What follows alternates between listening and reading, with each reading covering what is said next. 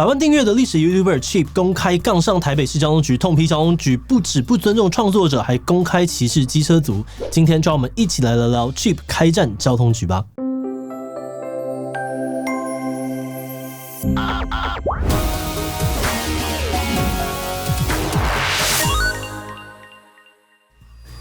Hello， 大家好，我是志奇。今天被延上的主角呢是台北市交通局哦。那为了方便讨论，这集我们会以交通局来代称。4月底，交通局委托了公关公司找上了历史型的频道 Chip， 想要宣传机车的交通安全。原本预计在6月中上片哦，结果2个礼拜之后，双方却撕破脸，不欢而散。Chip 认为呢，在合作的过程当中，交通局不尊重他的想法，还想要塞入偏颇不正确的内容。一怒之下，决定公开这次合作的对话记录，让观众们来评评理。我们看到影片之后呢，觉得这一起争议当中 Chip 提到的创作者不受尊重，以及交通局歧视机车族的这2个问题都蛮值得讨论的。所以今天我们会带大家看一下延上事件的这个大致经过，以及分享一下我们自己的想法。那么在开始之前呢，先让我们进一段工商服务时间。大家有想要带水壶出门却因为包包塞不下而放弃的经验吗？你可以考虑这款能够卷起来塞进口袋的 Potto 口袋水壶，让你随时想喝就喝，外出带水时呢能够有更轻松减速的选择。水壶的重量只有3只药匙那么重，而瓶身的体积呢也可以随着需求变大变小，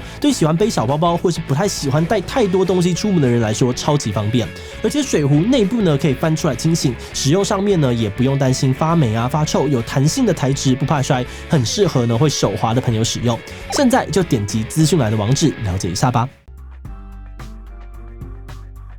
一开始，公关公司找上了 Chip， 希望 Chip 能为交通局业配一支机车交通安全的宣导影片。那根据公关提供的资料，这一次的宣传重点呢，主要分为注意车况不要分心、过弯减速、切换车道打方向灯，以及勿与大型车并行、远离大型车这4项。而 Chip 在评估之后，考量频道调性以讲述历史故事为主，决定用台湾机车历史当中主题，向观众介绍台湾如何成为机车王国、摩托车和速克达的历史，以及台湾政府的机车政策等等的内容。而在后面的章节 ，Chip 则是依照业配宣导的重点哦，提醒观众骑车骑慢一点点，远离大车，不要分心玩手机，不要当危险驾驶等等。不过，当交通局看完了 Chip 的文案之后呢，却似乎很不满意。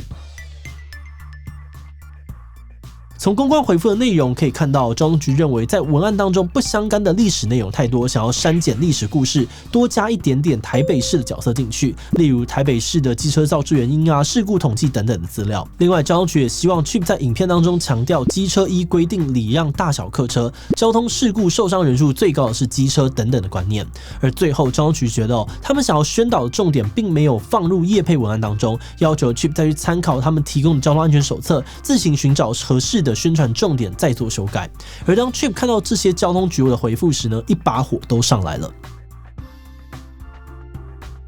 在提交文案的时候 ，Chip 已经跟公关提醒哦，业主只能够改最后400字的业配段落，而其他的历史内容的地方，业主是不能够修改的。而过去跟其他厂商的合作案也都是遵循这样子的模式。现在交通局说改就改，让他觉得没有办法接受。而且明明这是历史频道，观众都是来听故事的，业主却硬要塞入交通事故的分析。Chip 不满表示说，他又不是跟柯文哲进行早会，为什么要汇报这些交通数据呢？更不用说交通局想要强调重点，像是机车依规定礼让大小客车，或是交通事故受伤人数最高的是机车 ，Chip 也非常不认同。他认为呢，这些说法是在歧视机车族，把交通的问题都推给机车。Chip 表示交通局想要宣导机车安全，却都在检讨机车。如果观众看到这些，一定会演上，也会让自己砸了招牌。而 Chip 把以上的这些质疑原封不动的请公关转达给交通局，但最后交通局的想法依然没有改变。而公关也透露，如果 Chip 还是不愿意调整，恐怕只能够更换合作伙伴。而后来 Chip 就决定终止合作，把对话记录公布出来，帮政府免费宣传机车安全，而这起事件就此爆发。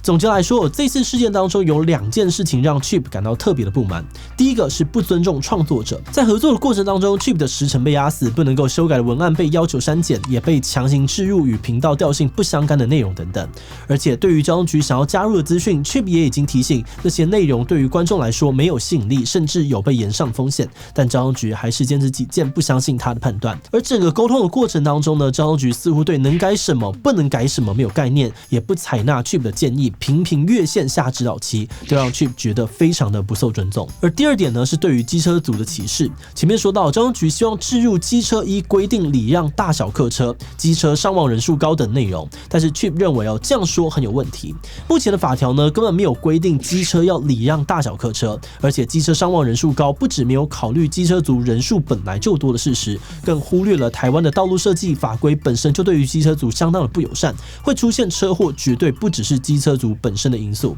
Chip 认为这种说法呢，就是对于机车族的歧视，所以他无法认同交通局的观点。Chip 的影片上架之后呢，引起了大量网友的愤怒，认为交通局欺人太甚，大家纷纷的涌入交通局粉专，要他们给一个解释。而面对排山倒海的压力呢，交通局紧急发文澄清，台湾的交通法规的确没有机车礼让大小客车的规定，他们绝对不会提供这样子错误的资讯。而另外，所有的宣传沟通都是由公关负责的，言下之意是他们不清楚沟通的细节。只不过网友们并不买单这个说法，大家纷纷炮轰公关公司哪有可能这么嚣张，随便更改业主的指令，而交通局的态度根本只是在切割而已。那随着风波越演越烈，不少的新角色也加入战场，像是台北市议员王世坚就要去保证他们的团队会把这个问题拿来质询市政府，而其他交通界的 KOL 呢，也制作了影片声援 Chip 的立场。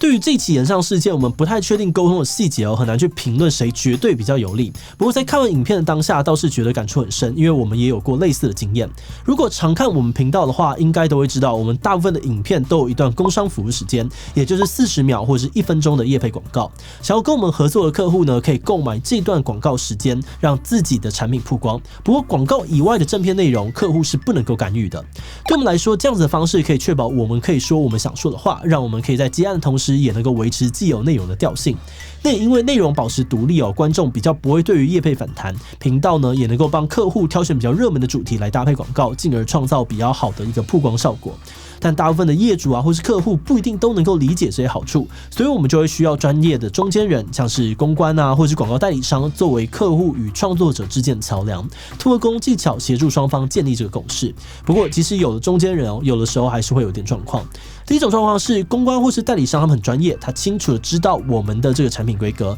做好传达的任务，而业主那边承办的这个窗口也觉得没有问题。但是如果业主的内部呢有很多的关卡要过，等窗口呈报给长官之后，长官呢却觉得不满意，要求整个提案从头来过，连公关也阻止不了。以我们的经验来说呢，这个状况并不算是真的很少见，一来一往呢，整个专案就会拉得很长，所以偶尔就会有第二种状况。有的时候，如果公关可以预判到这次业主的要求可能会比较多，那为了加快这个沟通的效率，有部分的公关呢，可能就会自己猜测业主的想法，多塞一些业主没有丢的指令给创作者。那当然其他状况呢还有很多种。那以这一次的事件来说呢，因为我们还没有看到公关公司的说法，所以实际的情况究竟是怎样，我们还是无法确认的。那在这一次的事件当中，虽然被延上的是台北市交通局但就连交通部台北市政府公路总局也被烧到，顺便被他给骂了。那我们认为会有这样的状况，可能是因为大家已经积怨很久了。一直以来，政府对于机车的宣导政策呢，很常放在远离大型车、注意转弯车，还有小心路边车辆等等的内容。我们认为这呼吁其实也没有错，因为骑机车呢是肉包铁，如果发生意外，确实是容易造成更严重的伤害。只不过对于机车骑士来说，这些宣导呢，很容易听起来像是在责怪受害者，好像觉得都是机车骑士素质不好才会害自己出车祸受伤。而这也是蛮多机车族最不满的一点，他们认为政府总是强调机车是事故伤亡人数最高的族群，一直要他们多小心。可是骑机车的人口基数本来就比较大，很多肇事的主因也不是机车骑士的问题。如果政府真的想要减少机车事故，其实还有很多方式可以去做，例如调整道路的设计、交通法规、提升车辆驾驶的素质等等。但政府在这些部分的努力却很少看到有积极的动作。像之前我们曾经做过2段式左转、道路平权等等影片，从底下的留言呢，也可以发现很多人都觉得政府长期忽视机车族的权益，也把机车族当成是2等公民。他们希望能够推动道路平权，想要废除强制2段式左转，从车种分流改为车车速分流等等，提升机车族的用路权益。而对于这些不满，之前政府的说法是，他们并没有歧视机车族，只是因为机车的安全疑虑、民意反对等等的原因，才无法轻易的做出改变。但是在这一次的事件当中，交通局在沟通中说出了机车依规定礼让大小客车这种话，难免让不少人觉得，你看吧，我们的怀疑没有错，政府真的把机车族当成是次等公民，甚至还想要透过业配影片的方式向大众宣传这种错误的观念。我们觉得大家对于机车路权的不满一直都存在，而这一次交通局的做法又刚好踩到了骑士们的雷点，新仇加上旧恨一次爆发，才让大家的怒火一发不可收拾。